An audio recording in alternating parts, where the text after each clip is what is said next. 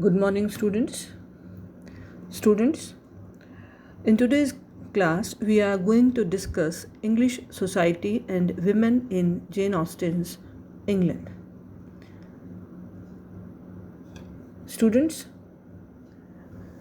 as we know, every author gets affected by the prevailing circumstances of his or her time. And Jane Austen too delineates the English society, its economic standards, people, the locale that's there in her southern England. In English society of that time, certain roles were typical for women.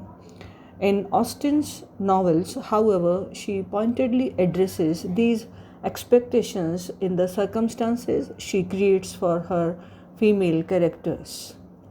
Each novel has a female protagonist who has a certain circumstance that she was born with, typically including the family structure and their economic status, along with the ways that her social circle, her family, and her culture has added pressure to the expectations that have been put on her. Like in society of that time, the female characters are hardly treated as strong, intelligent creatures who could think and choose for themselves. They were put in boxes and told not to break any of the rules of society. Austen addresses the major issues that women faced with those daunting expectations.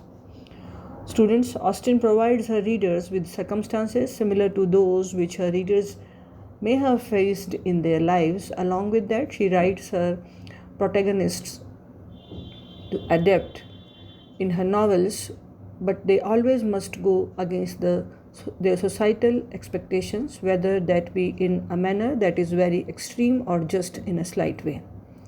This is the primary method that Austen uses her novels to both reflect and challenge the standards placed on young women in her English society. Jane focuses on the standard for education for women, specifically how their level of education lagged equality with men in what was available to them. Education, especially in that era, included virtue and morality, and she reflects Wollstonecraft's ideas in her writing in causing her female protagonist to become more educated to, in turn, gain virtue of a character as a woman first and foremost. Fanny Price, the heroine in Mansfield Park, is the key character whose education Austen focuses primarily on, consequently causing her virtue to make her firm in her convictions within the novel as well. At that time, a woman's duty was to get married, manage the household, and raise the children. During the 18th and 19th centuries, a class structure existed among English society. According to British historian Roy Porter, an Englishman gained his identity from where he was ranked socially, and this rank depended upon his profession, his assets, and his economic status. An English woman obtained her rank from the rank of her spouse. At the very top of the pyramid were the royals, the king, queen, and their family. Below the royalty were the aristocracy, also called the peerage, consisting of dukes and duchesses, earls and countesses, barons and baronesses. Aristocracy was primarily a hereditary title that came from birth, but in some cases, women were able to achieve this status by marriage. Under the aristocracy were the gentry, broadly speaking, ladies and gentlemen, including baronets, knights, squires, and dames. The aristocracy and gentry constituted the upper classes. The gentry were landowners who typically did not earn money through manual labor. It was a woman If a woman was a lady, then she did not work for wages. In few special cases, a woman could be a governess, but usually only if the family was in a special economic situation. This did not include the regular household work and duties of the woman of the house. She was expected to manage the house and the staff. However, this was not considered labor because she did not receive monetary compensation for her duties.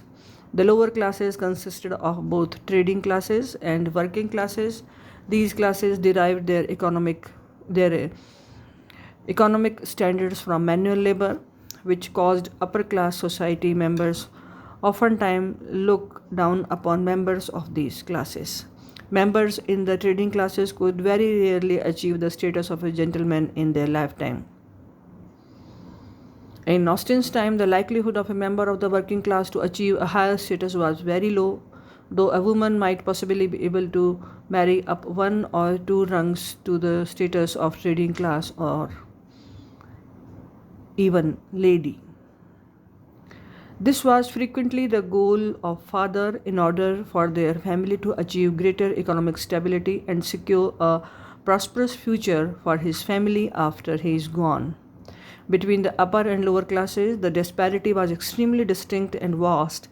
Consequently, members of the upper class oftentimes thought themselves to be superior to the lower class members, causing class members to treat lower class members with less respect and dignity than members of their own class.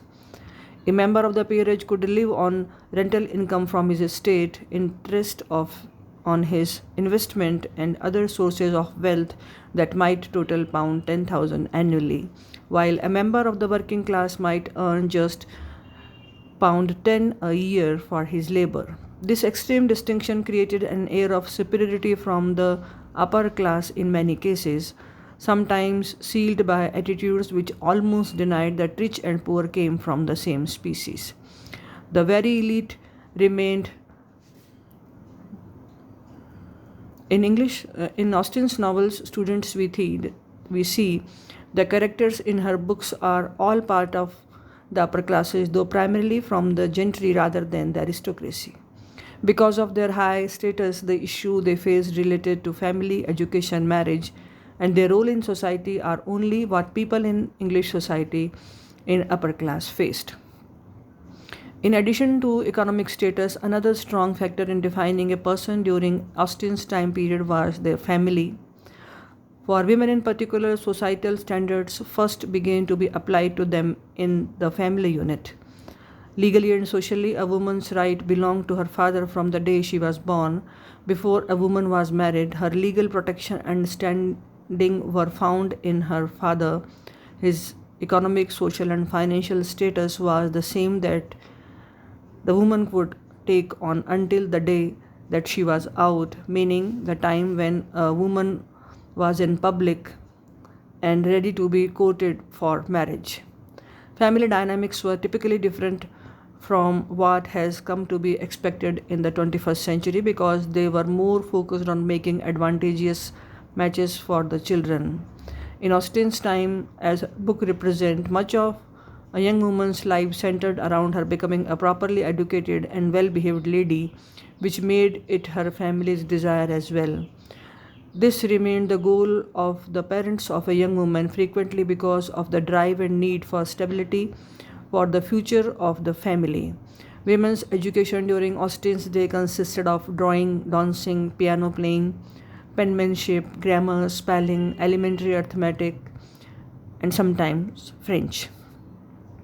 In most cases, young women were taught these limited skills by their mothers at first. Then, as they grew older, they would either attend a boarding school or were taught by the governess in their family home. For young men, elite schools and universities such as Winchester, Oxford, and Cambridge were available for education. However, young women had no public school or university to attend. Other than being taught by their mothers, a governess, or at a boarding school, the only other way a young woman could educate herself was by reading in her own lifetime.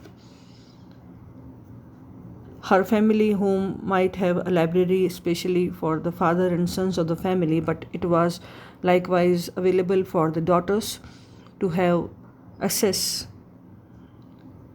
for further education if the father and mother allowed it. Austen's novel contains many examples of the educational expectations or lack of thereof of the female characters. Students, this much for today. Thank you very much.